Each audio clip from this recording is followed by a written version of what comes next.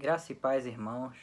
É muito bom tê-los mais uma vez aqui conosco no nosso canal, da nossa igreja, assistindo aos vídeos da nossa Escola Bíblica Dominical. E hoje nós estaremos com a lição de número 9, que trata sobre o Espírito Santo e a evangelização.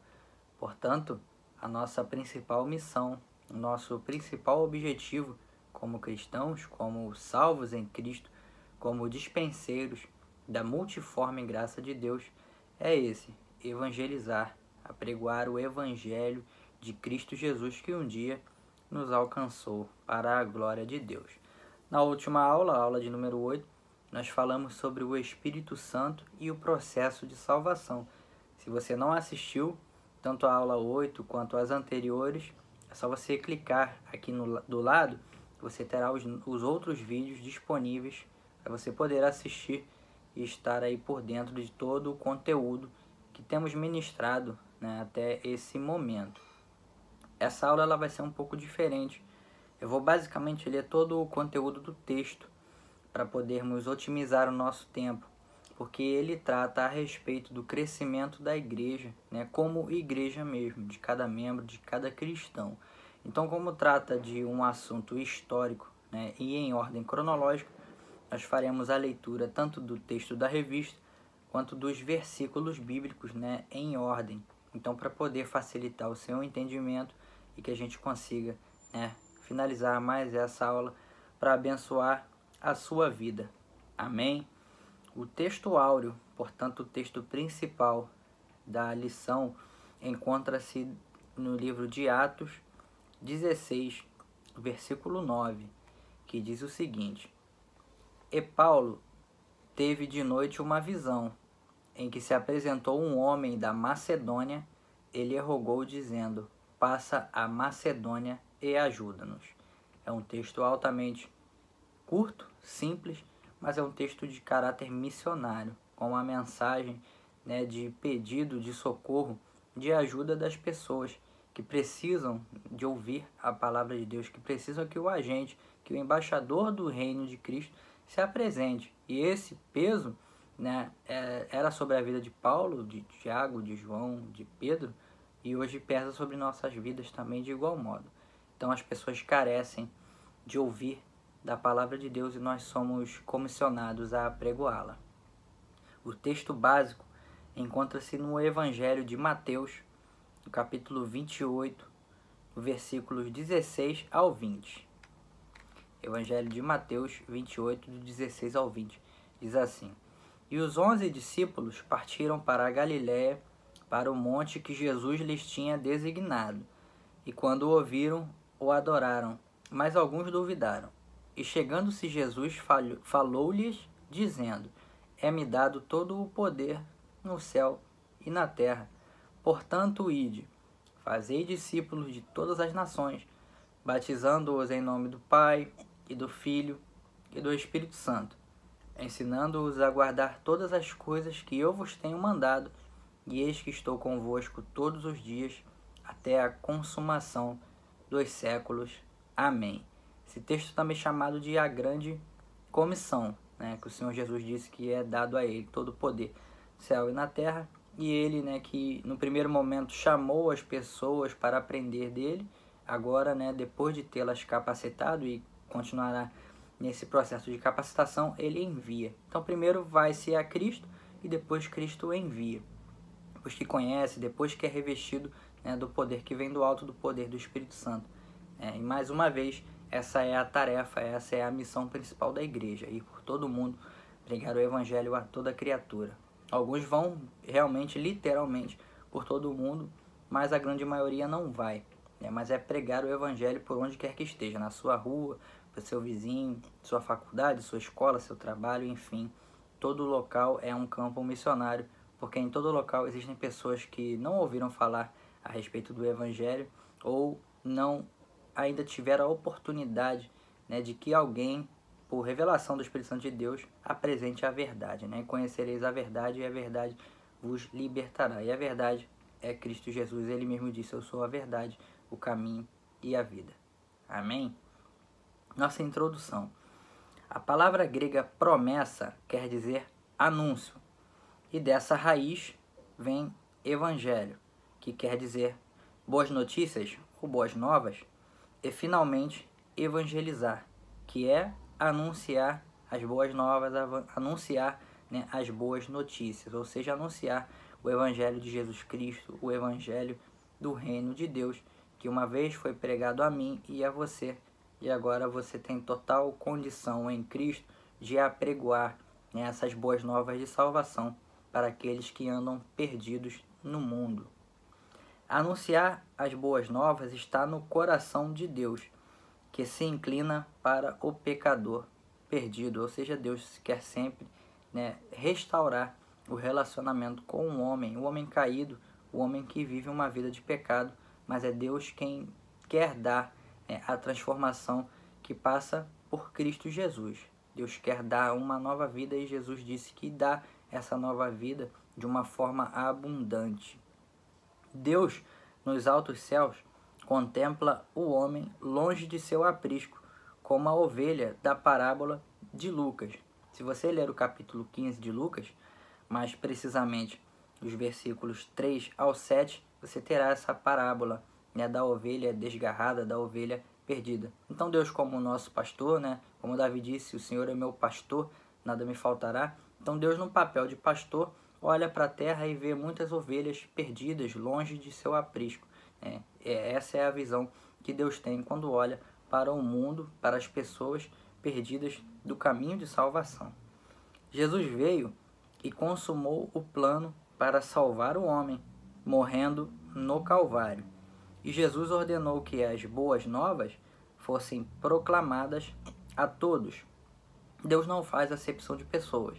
Então, o Evangelho de Cristo Jesus deve ser apregoado a todos. Nós não podemos fazer acepção de pessoas, escolher quem vai ouvir e quem vai deixar de ouvir, porque Deus não faz acepção de pessoas, muito menos nós devemos fazer. Devemos olhar a todos como Deus olha, com amor, com compaixão e com misericórdia.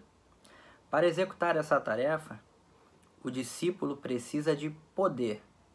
Esse poder Jesus enviou no Pentecoste.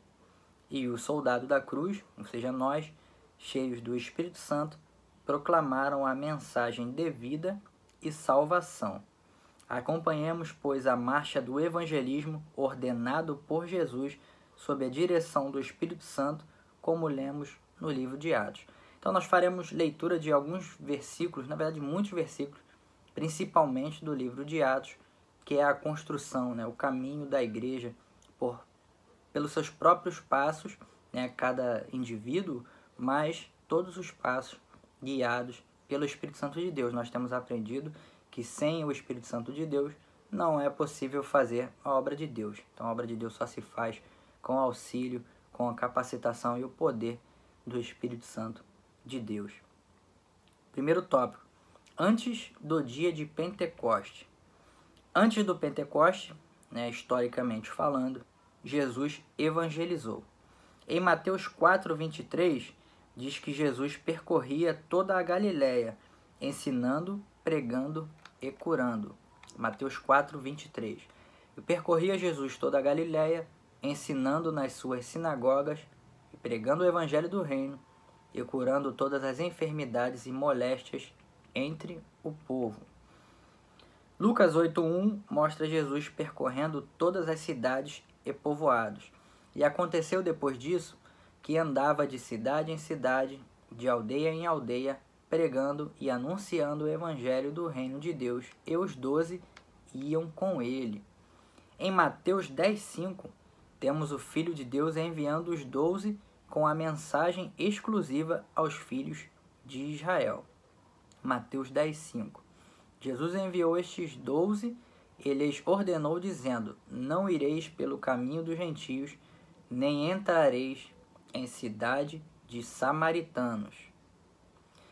Em Lucas 10:1, o Senhor envia os 70, não propriamente para evangelizar, mas para preparar o caminho para o Senhor.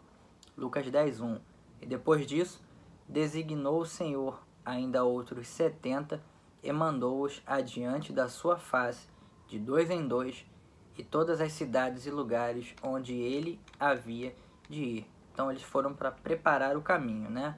Onde Jesus havia de ir. Ele enviou antes, né, os seus 70 em duplas, né? Portanto 35, e eles prepararam o caminho. Então a narrativa diz que Jesus percorria toda a Galiléia e também que ia de cidade em cidade pregando o reino de Deus. Essas coisas, claro, aconteceram antes de Atos 2, né, no dia do Pentecostes, que Jesus ele percorria a cidade e evangelizava. Segundo tópico, antes do Pentecoste, a colheita de almas pelos apóstolos foi mínima, ou seja, nos dias de Cristo, em que Cristo andava, né, sobre a terra, ainda antes da sua crucificação, ainda antes de sua ressurreição. Apesar de estarem com Jesus, ou seja, os discípulos, eles falharam muitas vezes, disputaram lugares destacados no reino, discutiram, negaram e abandonaram a Jesus. Então esse é um papel, né, que os discípulos, muitos dos discípulos, passaram em sua época. E você vê que os frutos deles, né, foram muito poucos, porque estavam mais preocupados com seus status, mais preocupados em aparecerem, né? Quando João diz que importava que ele diminuísse para que Deus crescesse, para que Jesus crescesse, essa é a visão principal. E é no tempo, né, dos apóstolos, em que eles caminhavam com Jesus, Jesus ia de cidade em cidade apregoando, eles estavam mais preocupados em aparecer, né, em demonstrar alguma coisa que não fosse amor e misericórdia. E isso é totalmente contrário. E isso acontece até os dias de hoje. Nós não podemos aceitar essa condição, nós não podemos viver essa realidade de querer brigar, discutir, negar e abandonar a Cristo. Você vê que quando eles estavam cheios de si, eles estavam vazios de Cristo. Mas quando eles deram, né, lugar a Cristo, ao Espírito Santo em sua vida, aí o trabalho da igreja ele verdadeiramente começou a frutificar. Mas esses acontecimentos foram antes ainda do dia de Pentecoste. No Pentecoste veio finalmente o poder. Atos 2, né, do versículo 1 ao 4. E cumprindo-se o dia de Pentecostes, estavam todos concordemente no mesmo lugar. E de repente veio do céu um som, como de um vento veemente e impetuoso, e encheu toda a casa em que estavam assentados. E foram vistas por eles línguas repartidas como que de fogo, as quais pousaram sobre cada um deles. E todos foram cheios do Espírito Santo, e começaram a falar noutras línguas conforme o Espírito Santo lhes concedia que falassem. Os discípulos foram então revestidos de poder, arderam no fogo do Espírito, levantaram-se em Jerusalém, proclamaram as boas novas do céu, e ninguém conseguiu silenciar aqueles homens. Então os homens que eram antes cheios de si, né, que abordamos no tópico anterior, agora eles estavam cheios do Espírito Santo de Deus. Deram lugar ao Espírito Santo de Deus, entenderam a mensagem, entenderam o seu propósito e objetivo. E aí sim começaram a frutificar. Porque o poder não é meu, o poder não é seu. O poder é de Cristo. Nós já lemos aqui que Jesus disse: é-me dado todo o poder nos céus e na terra. Então o poder é de Cristo. Amém? Ele apenas nos empresta, nos capacita, né, com uma parte do seu poder para que nós possamos apregoar e operar também milagres e maravilhas. Ele disse que obras maiores do que a dele nós faríamos. Então isso é a humildade também de Cristo, é de compartilhar. Mas tudo que se faz é para a glória de Deus. Amém? Não é para nos engrandecermos, não é nada disso. É apenas ser usados como instrumentos nas mãos de Deus para abençoar vidas, para abençoar almas, para abençoar famílias. Stanley Jones tem uma frase significativa a respeito do período de transição. Ele, o Espírito Santo, começou. Eles, os apóstolos, começaram. Ou seja, começaram a evangelizar, mas no poder do Espírito Santo. Amém? É assim que você deve continuar, caso já tenha começado, ou começar, caso ainda não tenha começado. É no poder do Espírito Santo de Deus. Amém? Segundo tópico, o programa ordenado por Jesus em Atos 1:8. Então nós vamos fazer agora uma leitura a respeito dos acontecimentos, como já comentamos lá no começo do vídeo. Acontecimentos históricos aí em uma forma ordenada, cronologicamente, para podermos aí entender a respeito do início e do crescimento da igreja. Atos 1:8 diz o seguinte: mas recebereis a virtude do Espírito Santo, que há de vir sobre vós, e ser-me-eis testemunhas tanto em Jerusalém, como em toda a Judéia e Samaria e até os confins da terra. Amém? Atos 1:8 ainda anterior ao dia de Pentecostes. Esse é o programa ordenado pelo próprio Jesus. Primeiro ponto, Jerusalém. Cheios do Espírito, os apóstolos, antes covardes e negadores, como nós já comentamos, agora, ardendo no poder, proclamam a mensagem do céu, dizendo que Cristo salva, perdoa os pecados e dá a vida eterna. Num só dia, a igreja, que contava com 120 membros aproximadamente, passou a registrar quase 3.000. Olha que crescimento, né? Absurdo. Está em Atos 2:41. De sorte que foram batizados os que de bom grado receberam a sua palavra. E naquele dia agregaram-se quase 3.000 almas. Cada dia lhes acrescentava o Senhor os que iam sendo salvos. Está em Atos 2 também, mas no versículo 47. Louvando a Deus e caindo na graça de todo o povo, e todos os dias acrescentava o Senhor à igreja aqueles que se haviam de salvar. Amém? O número dos convertidos chegou a quase 5.000 homens. Atos 4:4. Muitos, porém, dos que ouviam a palavra, creram, e chegou o número destes homens a quase 5.000. Então, olha o crescimento que a igreja teve.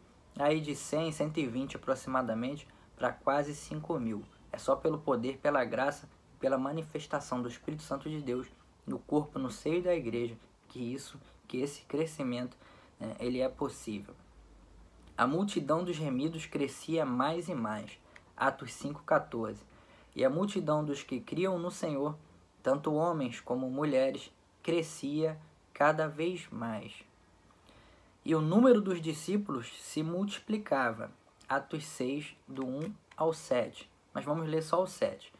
E crescia a palavra de Deus, e em Jerusalém se multiplicava muito o número dos discípulos, e grande parte dos sacerdotes obedecia à fé. Calcula-se que o número de convertidos em Jerusalém chegou a 100.000. Então, esse, é claro, é um estudo, feito por historiadores. De acordo com a progressão daqueles que iam sendo acrescentados por Deus dia a dia, estima-se que tenha chegado a 100.000 naqueles dias. Não teriam os discípulos deixado Jerusalém, não fora a perseguição que começou com a morte de Estevão. Então, a partir da morte de Estevão, muitos foram dispersos por outras regiões. O texto diz em Atos 8, do 1 ao 4. E também Saulo consentiu com a morte dele, morte de Estevão. E fez-se naquele dia uma grande perseguição contra a igreja que estava em Jerusalém, e todos foram dispersos pelas terras da Judéia e de Samaria, exceto os apóstolos. E uns homens piedosos foram enterrar Estevão, e fizeram sobre ele grande pranto. E Saulo assolava a igreja, entrando pelas casas e arrastando homens e mulheres, os encerrava na prisão. Mas os que andavam dispersos iam por toda a parte, anunciando a palavra. Ou seja, isso a partir de Jerusalém. Estavam em Jerusalém, apregoando a palavra. Em determinado momento foram dispersos, com exceção dos apóstolos que permaneceram, mas esses discípulos que foram dispersos, eles não se calaram em meio à perseguição. Eles continuaram apregoando as boas novas de salvação.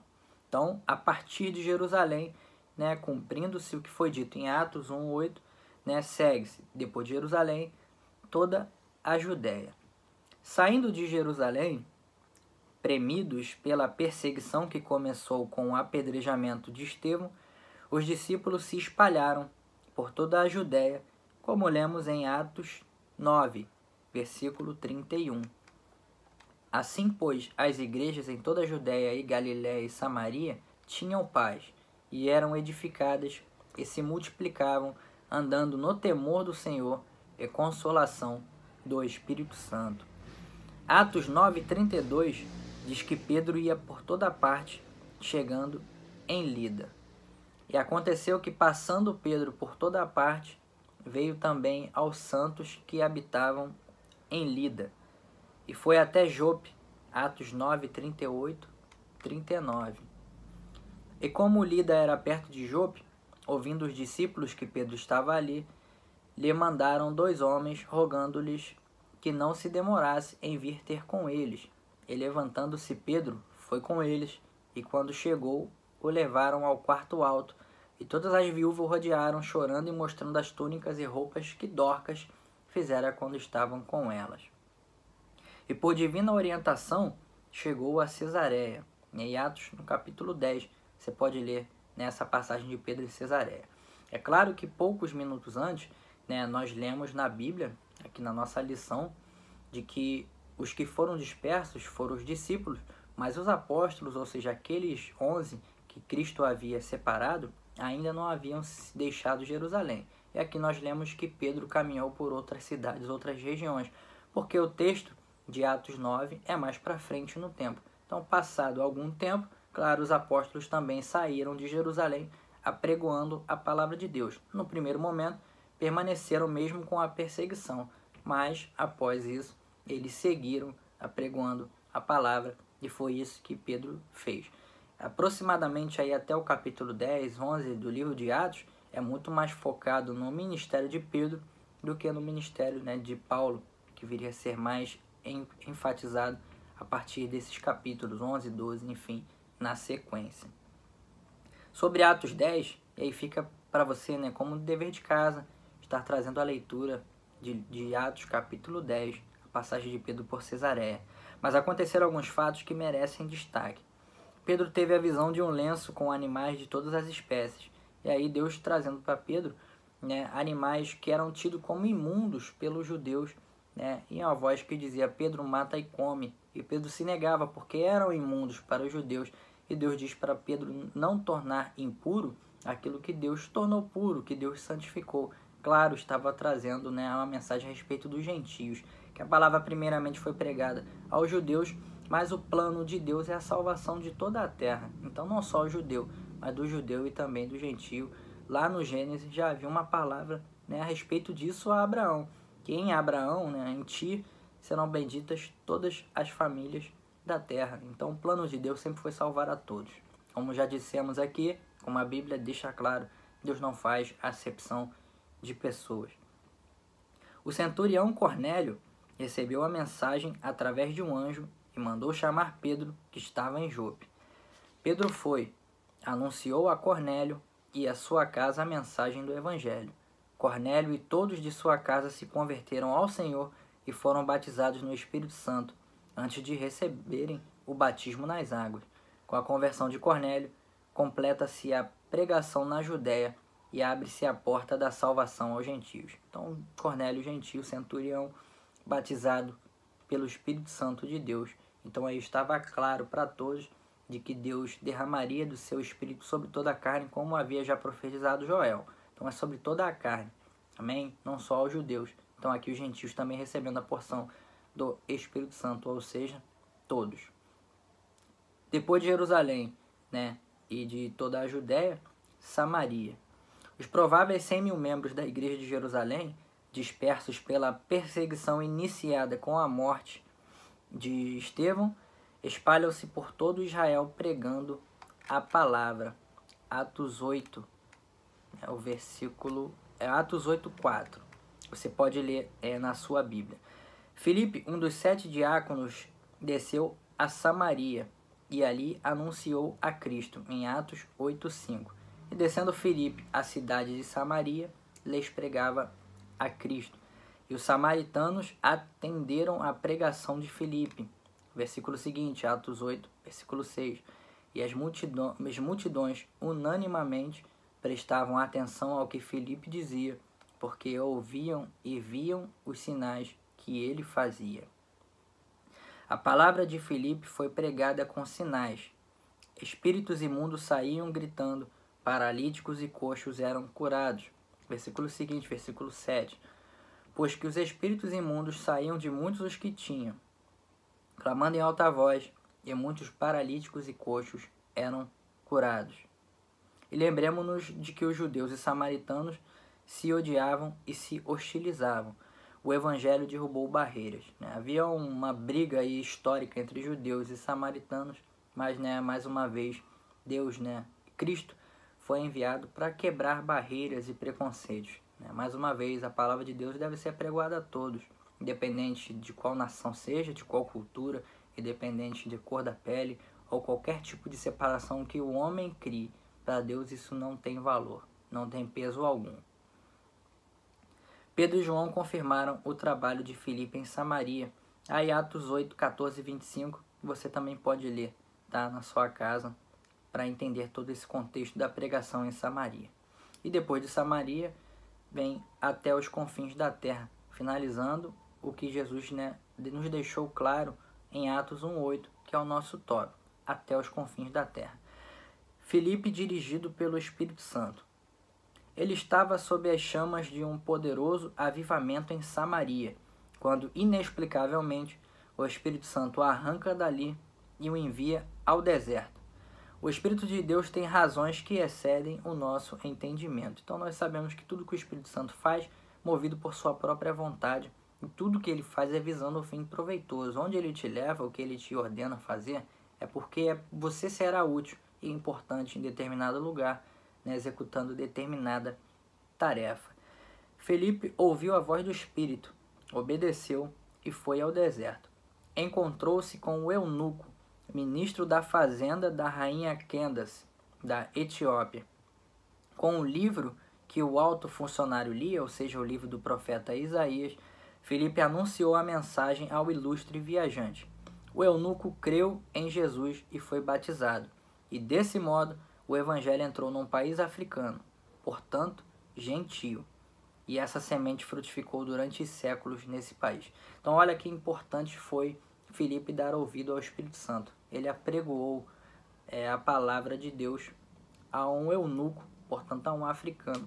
E por meio dessa ação de Filipe, inspirado e usado pelo Espírito Santo de Deus, a palavra de Deus foi semeada, foi apregoada na África, num outro continente. Então olha que maravilhoso é. Esse crescimento quem dá é Deus. Nós pregamos as boas novas, mas é Deus quem dá o crescimento. O próprio Paulo escreve que Paulo plantou, Apolo regou, mas quem dá o crescimento é Deus. Essa passagem está em Atos 8, do 26 ao 30. Então leia também para você ver os versículos bíblicos a respeito da passagem de Filipe e o eunuco etíope. Mas é até os confins da terra. Então o que começou em Jerusalém, por toda a Judéia, Samaria, ou seja, regiões próximas, já estavam alcançando os confins da terra, portanto os outros continentes. E é assim até o dia de hoje. Estamos no Brasil, continente totalmente distante de Jerusalém, onde tudo iniciou, e a palavra já chegou aqui. Porque pessoas inspiradas pelo Espírito Santo de Deus apregoaram aqui muitos anos atrás, e até hoje a igreja cresce e se fortifica no poder do Espírito Santo de Deus. Amém? O Espírito Santo de Deus dirige a obra missionária. O Evangelho alcançou Antioquia, capital da Síria, linda cidade plantada junto ao rio Orontes. Atos 11:19 prossegue a narrativa de Atos 8:4, interrompida para dar lugar à conversão de Cornélio e à salvação de Saulo. Os numerosos dispersos se dividiram em dois grupos distintos, um que anunciava a mensagem sobre os judeus, que é Atos 11:19, e os que foram dispersos pela perseguição que sucedeu por causa de Estevão, caminharam até a Fenícia, Chipre e Antioquia, não anunciando a ninguém a palavra, senão somente aos judeus. Então um grupo apregou somente aos judeus, e outro se estendia a mensagem também aos gentios, que está em Atos 11:20 na sequência. E havia entre eles alguns homens chíprios e sirenenses, os quais, entrando em Antioquia, falavam aos gregos, anunciando o Senhor Jesus.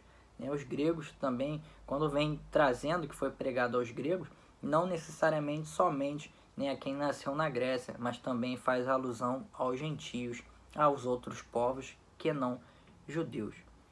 O grupo liberal que pregava aos gentios chegou a Antioquia, onde se instalou, continuou pregando aos gentios e o trabalho prosperou com ricas bênçãos. A igreja em Jerusalém, sabedora do próspero trabalho em Antioquia, enviou Barnabé para ajudar a obra.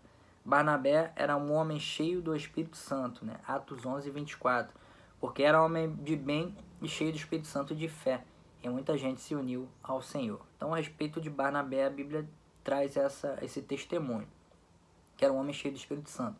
É assim que você se encontra hoje? Deus pode trazer esse testemunho, né, a respeito da sua vida, cheio do Espírito Santo, um homem de bem, cheio do Espírito Santo e de fé? É assim que nós devemos nos encontrar. Amém? Não suportando o peso do trabalho, foi a Tarso à procura de Saulo. Achando-o, trouxe-o a Antioquia.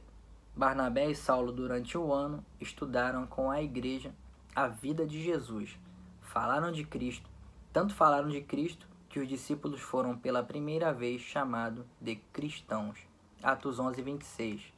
E sucedeu que todo um ano se reuniram naquela igreja e ensinaram muita gente. E em Antioquia foram os discípulos pela primeira vez chamados cristãos. Então, olha aí, hoje, né, é muito comum, né, ser chamado cristão porque segue a Jesus Cristo, como não religião, mas como estilo de vida. Então, houve uma primeira vez em que foram chamados cristãos, né? E aí está, né, a Bíblia trazendo em Atos 11, 26, foi em Antioquia. O que me chama a atenção aqui é que Barnabé e Saulo, durante um ano, estudaram com a igreja a vida de Jesus. Então, não basta simplesmente ficar esperando que venha do Espírito Santo.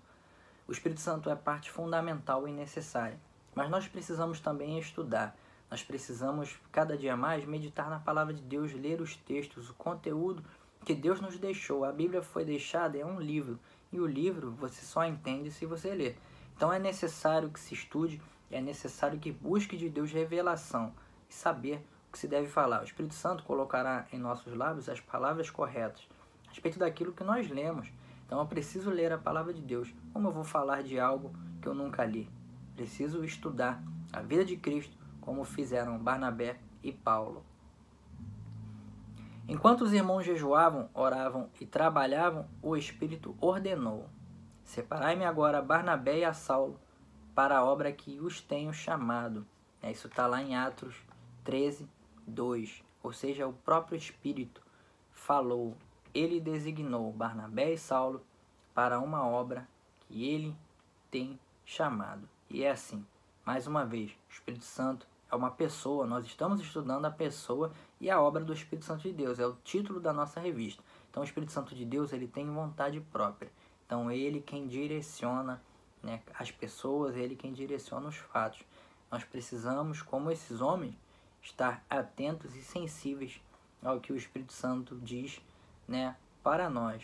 E mais ainda, ser obedientes. Porque também há a opção de ouvir e ignorar, de ouvir e não obedecer. Mas nós sabemos que é melhor obedecer do que sacrificar. Então é melhor obedecer a Deus. O que Deus tem falado, né, a você? Como proceder? Obedeça a Deus. Porque pelo caminho que Ele te levará, Ele vai te dar a vitória. Ele vai te capacitar para seguir. Por maior dificuldade que esteja acontecendo, o Espírito Santo, se Ele levou, Ele garante e vai cumprir. Amém? Para finalizar, o quinto ponto.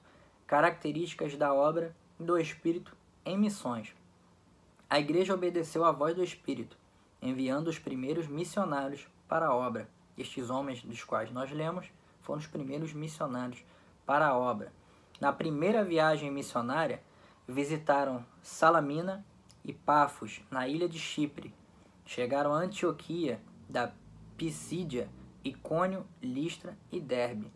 Na segunda viagem, deixaram a Ásia e entraram na Europa, alcançando Filipos, Tessalônica, Bereia, Atenas e Corinto. Paulo ficou 2 anos na prisão. Liberto, visitou Macedônia, Éfeso, Creta, possivelmente a Espanha, alcançando a Bretanha. Finalmente, Paulo foi preso e morto. Paulo esteve no cárcere, mas a palavra de Deus estava livre. Por mais que Paulo fisicamente estivesse preso, em cadeias e grilhões, a palavra de Deus estava livre, porque essa é a palavra de Deus, livre. Paulo morreu, mas o evangelho continuou vivo. Venceu a guerra dos 2 primeiros séculos, passou por tribulações, ameaças, mas venceu sempre e chegou à reforma do século XVI e aos séculos XVII e XVIII, quando surgiram os grandes movimentos missionários. E a bandeira do evangelho hoje, sob o comando do Espírito Santo, tremula livre em todas as nações e povos da terra, anunciando que Cristo salva e é a única esperança para o pecador. E ele vai voltar, como prometeu. Aleluia. Então, por mais que a obra de Deus, né, a pregação desses homens tentaram, né, impedir a pregação do evangelho de Deus, você vê que a palavra ela permanece. E essas pessoas, elas fizeram aquilo que Deus ordenou a elas, e muitas sofreram na própria carne, presos, açoitados e mortos. Mas a palavra continua, porque a palavra foi apregoada. Então esses homens fizeram discípulos, e esses discípulos fizeram outros discípulos, e assim foi se multiplicando. Deus foi trazendo essa multiplicação no seio da igreja, é por isso que a palavra vive até hoje, e a cada dia, como na antiguidade, Deus vai acrescentando aos que são salvos. Deus vai acrescentando à igreja, não na igreja denominacional, mas na igreja de Cristo, independente de qual corpo, de qual denominação. O corpo, na verdade, é um só, é o corpo de Cristo. Essa é a igreja, e quem dá o crescimento, mais uma vez, é Deus. Paulo, Pedro, Barnabé, Tito, Timóteo, João e todos os servos do Senhor do passado combateram o bom combate da fé e deixaram o facho da esperança e glória em nossas mãos. É tempo de nossa oportunidade. O que estamos fazendo? E eu finalizo a nossa aula com essa pergunta para você. Avalie você mesmo a sua vida. O que estamos fazendo? Temos apregoado a palavra de Deus? Hoje nós temos diversos meios e recursos e ferramentas para fazer isso.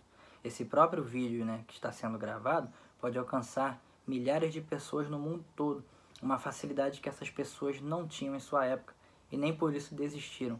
Será que nós vamos desistir, mesmo no meio dessa facilidade? Que nós possamos permanecer firmes, fiéis e constantes ao Senhor, fazendo aquela obra maravilhosa que se iniciou na antiguidade, que permanece nos nossos dias e permanecerá ainda que passemos. Mas o importante é que nós venhamos a cumprir a vontade de Deus em nossas vidas com o tempo que nos é dado. Que Deus te abençoe no nome de Jesus. Amém.